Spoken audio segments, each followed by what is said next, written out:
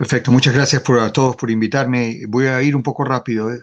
La verdad es que la decisión del paciente ONFIT, en la invitación decía que hable de linfomas agresivos, coma, en el ONFIT, o sea, entonces traté de meter todo en un pedazo muy apretado y voy a ir un poco rápido, ¿no?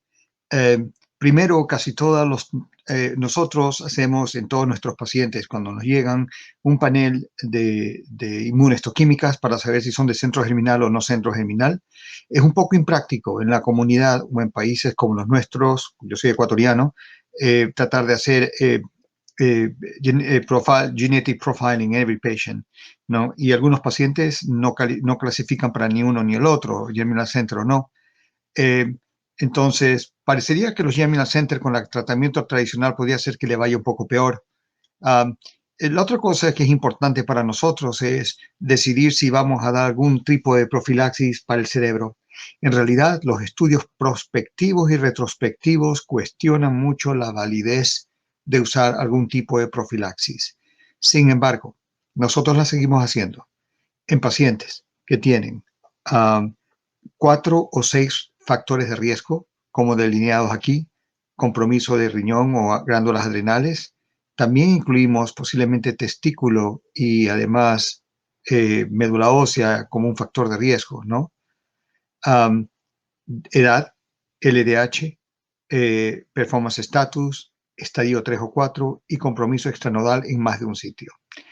A veces damos un punto extra, sobre todo si tienen una enfermedad de célula de origen de centro no germinal, como ustedes ven aquí en la parte alta de la derecha, y también en los pacientes que tienen mutaciones de MYC o centro no germinal, o los pacientes que tienen CD5 positividad. También hacemos FISH e inmunohistoquímicas para MYC y para BSL2 y BSL6 cuando es necesario.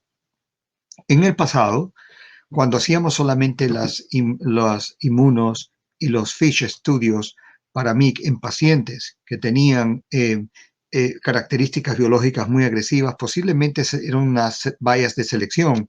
Ahora vemos ciertos pacientes que, teniendo positividad para FISH, no les va tan mal. De hecho, hay pacientes con linfoma folicular que hemos detectado FISH, folicular grado 3 y algunos grado 2, y tratados como un linfoma de células grandes, cuando no hay presentación extranodal agresiva, nos ha ido, parecería como que va igual, ¿no? Esto pasa cuando es un doble hit.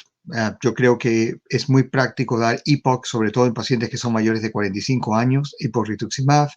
Es controversial, voy a delinear esto un poco más adelante, ¿no?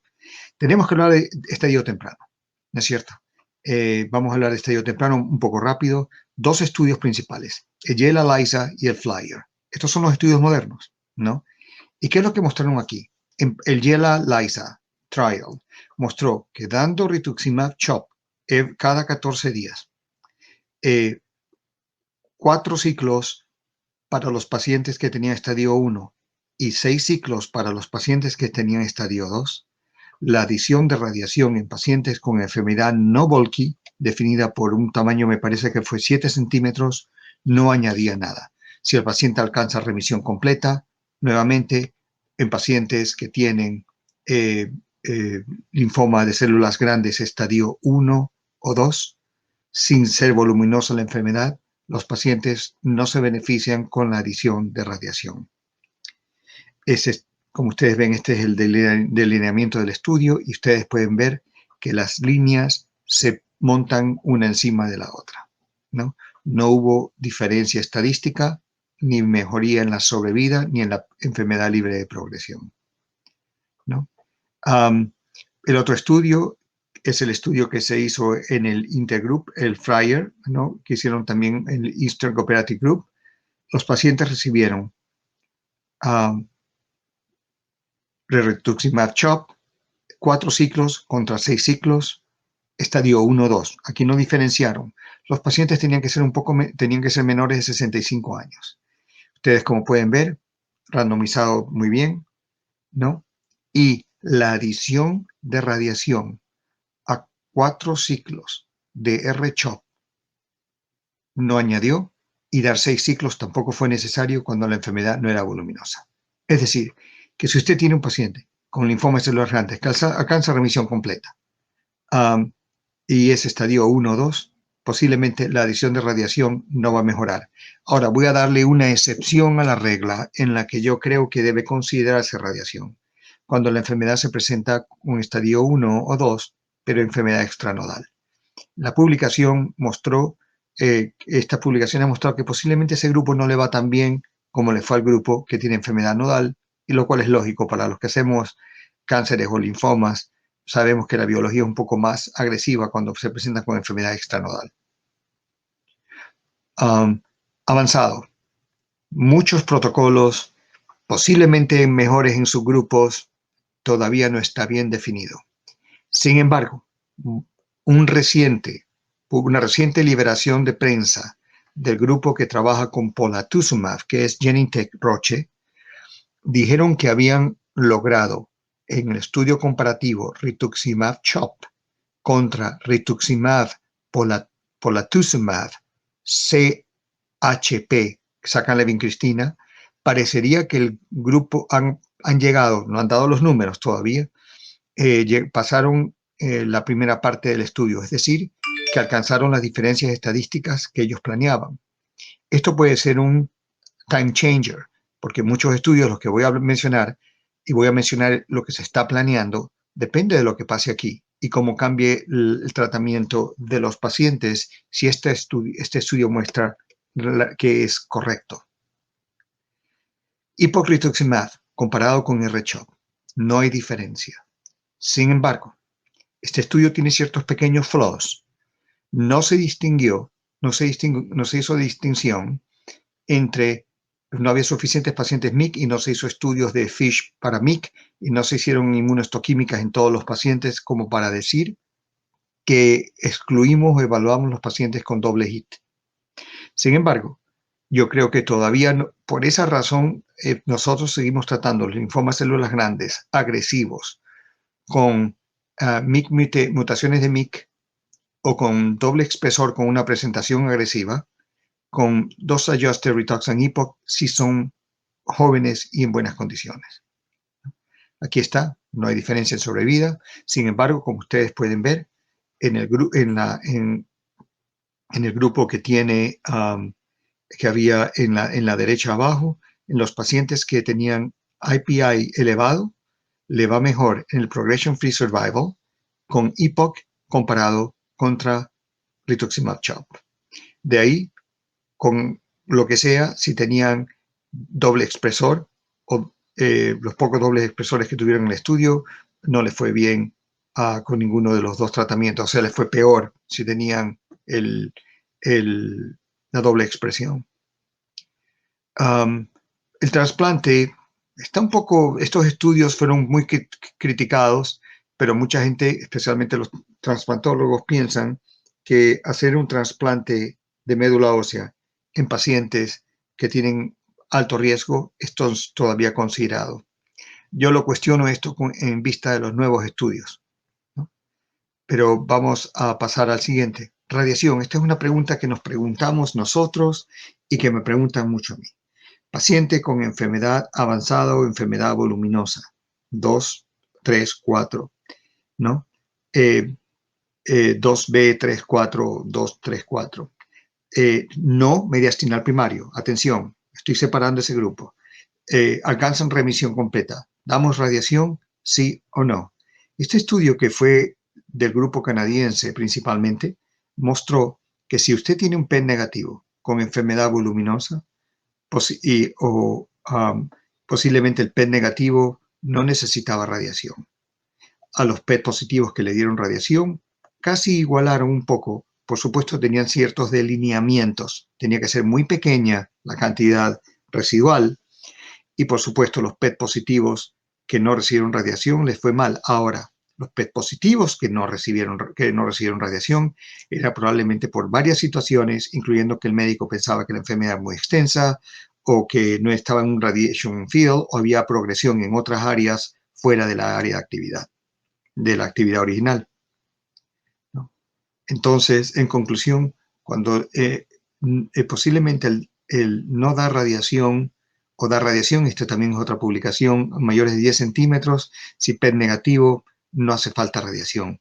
Sin embargo, a veces nos ponemos nerviosos y yo reconozco también eso, ¿no?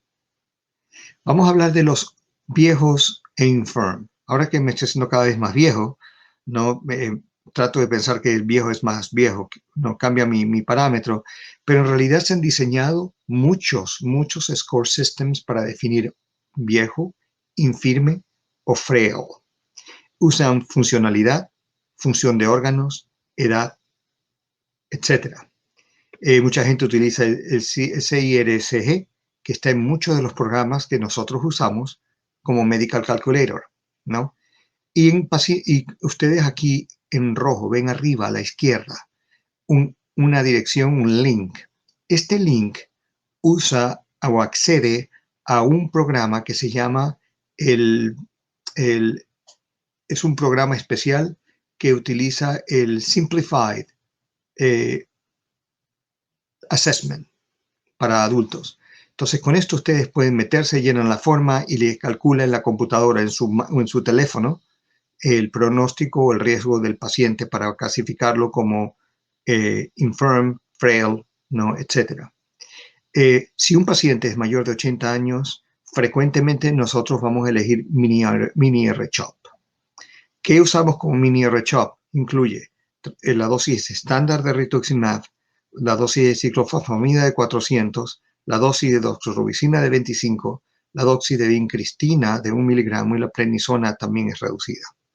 Ahora, ¿cuál es la variable diferente que yo uso a veces en pacientes? Si el paciente me viene muy descompuesto, como ven en el punto 6, debido al linfoma, y es una persona que está muy descompuesta y no es tan mayor, probablemente comience con mini R-CHOP y escalo la dosis cuando el paciente ha mejorado. Si el paciente tiene cardiac issues, problemas cardíacos, pueden considerar reemplazar por etoposide de 50 a 100 miligramos por metro cuadrado el día 1, 2 y 3, ¿no? Bendamustine rituximab es una opción. Los principales estudios fueron hechos en California por un grupo privado y por el grupo de Japón, ¿no? En recaída, bendamustine con rituximab sola, en un estudio randomizado que se hizo con polatuzumab, la respuesta fue muy pobre, 15%. Sin embargo, en línea frontal ha habido posiblemente un grupo que se beneficia a largo plazo con un 20 o 25% de remisiones sostenidas. Esto es el resultado del mini R-CHOP, la publicación original. Y aquí ustedes pueden ver, aquí utilizaron el score system del ADL y si estaba mejor, les va un poco mejor y si estaba peor, les iba un poco peor. Pero de todas maneras, lo importante de ese estudio, que tiene un seguimiento de más de 36 meses en total, pero menos en el seguimiento medio, que los pacientes podían tener chance de curarse o remisiones sostenidas, ¿no? O sobrevida larga con el tratamiento usando mini R-CHOP. En recaída, lo estándar hoy, y le digo hoy es lo estándar porque puede cambiar. El tratamiento estándar hoy por hoy es quimioterapia seguida de trasplante. Y creo que todos nosotros ahora somos un poco más agresivos para trasplante y trasplantamos gente con mayor edad. Por supuesto, el CAR T-cell vino a bordo y hay dos estudios que tienen resultados preliminares controversiales. Uno de ellos, el grupo de Yescarta, que mostró que en pacientes que tuvieron recaídas dentro de un año, en un estudio comparativo de trasplante en primera recaída en pacientes de recaída temprana versus CAR-T, el CAR-T salió mejor. En otro segundo estudio, creo que el llamaba el Belinda, que utilizaba el CAR-T cells producidos por otra compañía, que posiblemente los resultados no fueron tan buenos, los resultados, por supuesto, no fueron mejores. Todo esto no ha sido publicado a full, solamente ha sido press release y no tengo números que mostrarles desafortunadamente. En primera recaída depende si usted cree que puede alcanzar o no alcanzar el plan de trasplante. Si el paciente responde y lo puede hacer trasplante, yo siempre te considero llevarlo al paciente porque es un paciente frail causado por el linfoma, todavía no abandona la posibilidad de trasplante. Sin embargo, si definitivamente no vamos a ir por trasplante, posiblemente Rituxan DAP o Rituximab ICE son muy tóxicos para gente muy infirme. Y por supuesto, Rituximab GEMOX, Rituximab Bendamustine, que es muy limitada, eran opciones que siempre han venido a la mano. Voy a hablar brevemente de las drogas nuevas, ¿no? Aquí viene el Carticel, ¿no? Entonces ustedes pueden ver el de Novartis, que fue el que tuvo los resultados un poco inferiores, el CAI tuvo mejor, ¿no? En pacientes en primera recaída, pero como ustedes pueden ver en el SUMA trial, ¿no? La sobrevida comparada con el escolar, que escolar era el tratamiento estándar en pacientes que habían recaído antes del Carticel en un estudio histórico, ustedes pueden ver la diferencia en beneficio con el Carticel. Yo creo que es indiscutible que en segunda recaída, si el paciente tiene un performance aceptable, Carticel debe ser considerado, ¿no? Si es que es available en su región o si pueden venir a un lugar, a un centro americano. Como decía el Dr. Rummel, nosotros hacemos esto siempre en centros grandes, los centros pequeños no están haciendo Carticels, ¿no? El Juliet, que era, ustedes pueden ver, los resultados también fueron interesantes, ¿no? Y este es el SUMA 7 Press Announcement. 359 pacientes. Dice que ha habido el beneficio en recaída es importante. 0.0001 de diferencia. El riesgo de recaer después de un Carticel en pacientes de alto riesgo de menos de 12 meses, ¿no? Está es menos de es 0.398 de hazard ratio, que es buenísimo, pero no tenemos todos los números, no tenemos la publicación. Esto es todo lo que les puedo dar, y del segundo press release del Belinda Trial no lo tengo, y solamente salió que la compañía estaba muy triste por los resultados. Vamos a hablar de drogas nuevas muy rápido, ¿no? Hay muchas drogas nuevas: anti-CD47, anti-CD30, anti-CD79B, CD19 hay muchos. El doctor mencionó, Rummel mencionó uno, los anti-PD1 y los anti-BCL2. Pero no voy a hablar del venetoclax porque la actividad es muy limitada y se remite a combinaciones. Aquí está, vamos a hablar tafasitamab, anti-CD19, ¿no es cierto? Y los resultados ustedes pueden ver aquí, las respuestas con un single agent de tafasitamab es interesante, ¿no? El anti-CD79 es el polatuzumab, como ustedes pueden ver. Se unieron, el polatuzumab es un anti-CD79B unido a una inmunotoxina, ¿no? Y ustedes pueden ver aquí, hubo respuestas en un grupo de pacientes. El siguiente estudio que se hizo, bueno, tenemos tafasitamab, vamos a unirlo con lenalidomide.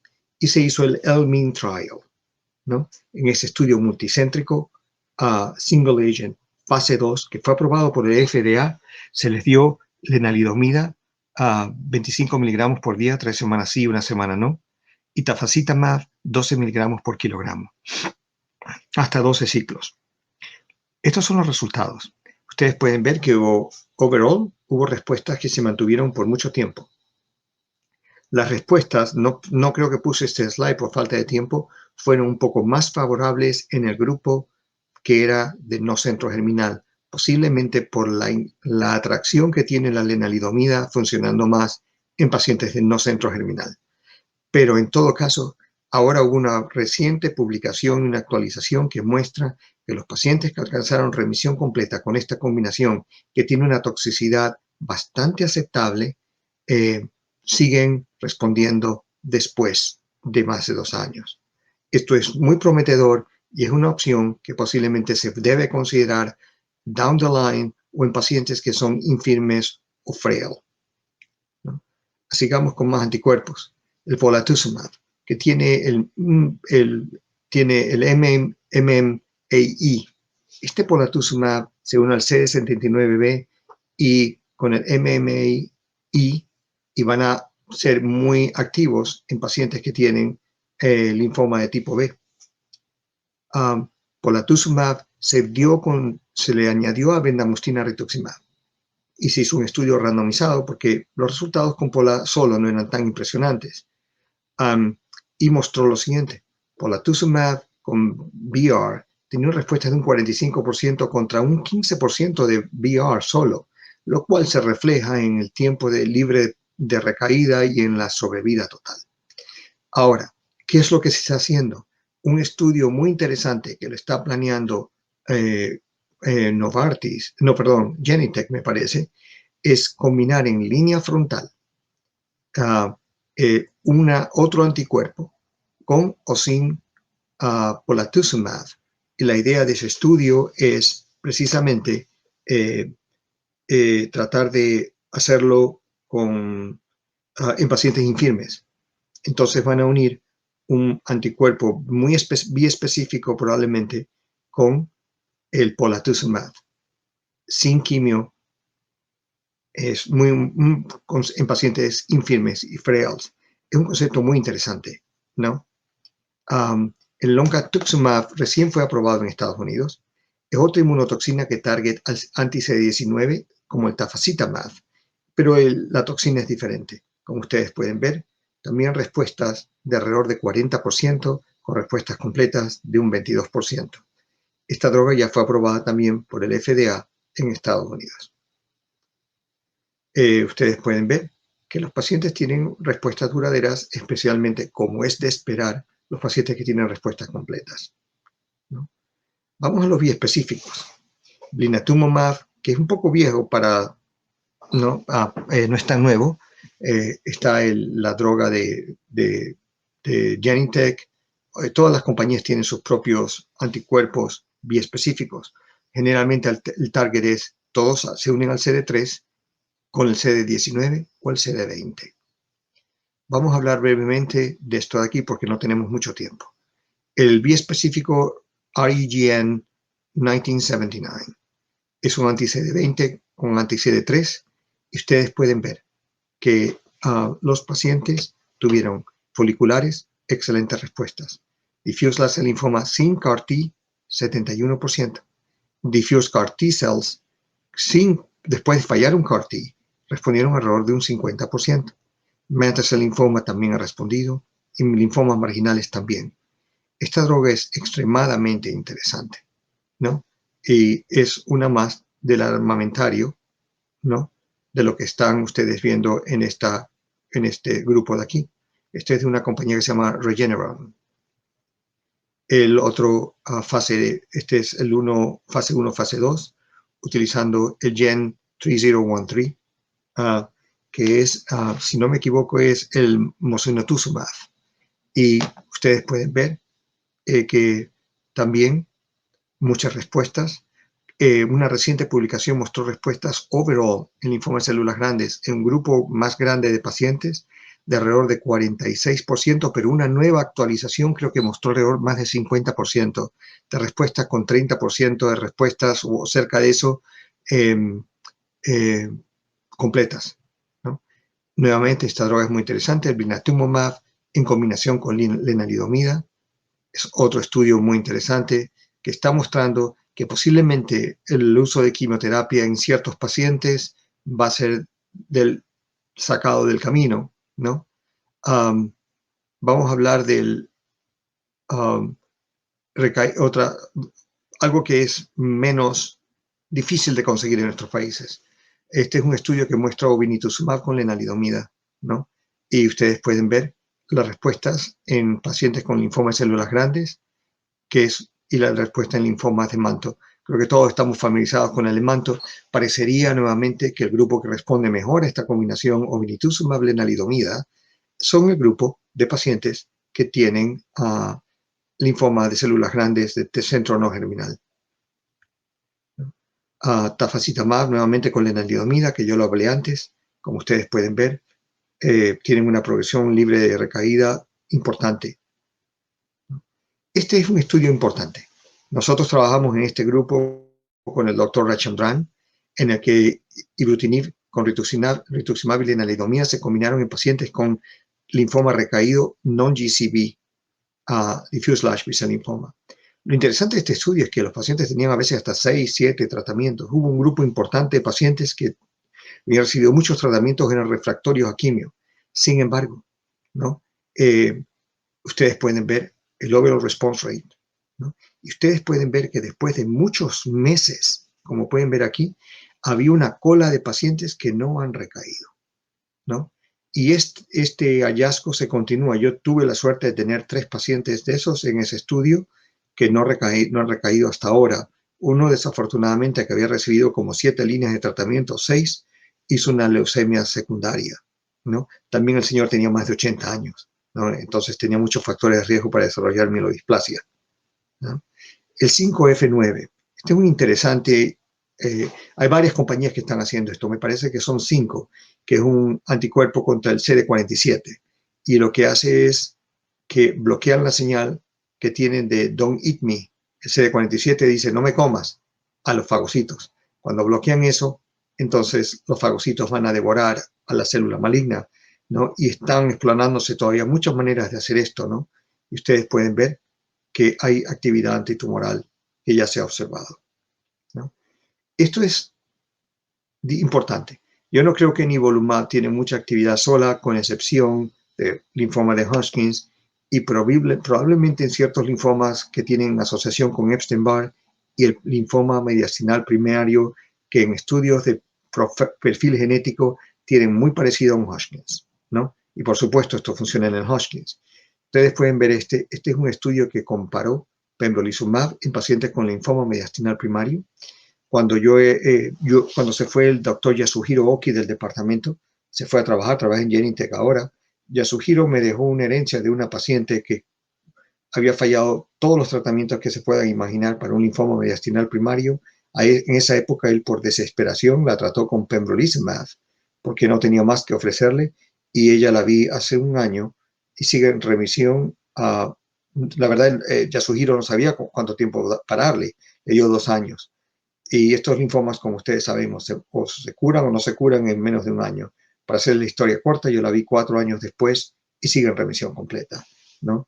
Y hay otro estudio reciente en que comparando, añadieron, me parece que es nivolumab con con brentuximab. Las respuestas no fueron de 50, sino de 70%, ¿no? Entonces es una opción que ustedes pueden considerar en su paciente con linfoma mediastinal primario, ¿no? Y que han fallado otros tratamientos, ¿no? En resumen, tenemos muchas más drogas para líneas secundarias, terciarias o para línea frontal. Se está estudiando muchas más drogas en la línea frontal para pacientes mayores con la intención de tratar de manejar mejor la toxicidad. Posiblemente va a haber una toxicidad de las compañías de seguro, porque desafortunadamente estas drogas son muy costosas. Y yo creo que no me he pasado por el tiempo. Muchas gracias.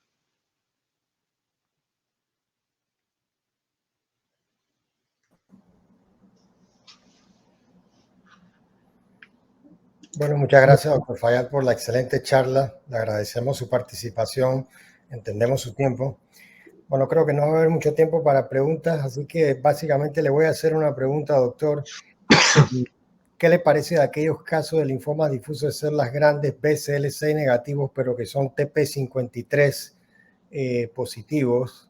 Aparentemente hay una independencia entre ambos genes, a pesar de que el BCL6 es un propio correpresor del TP53.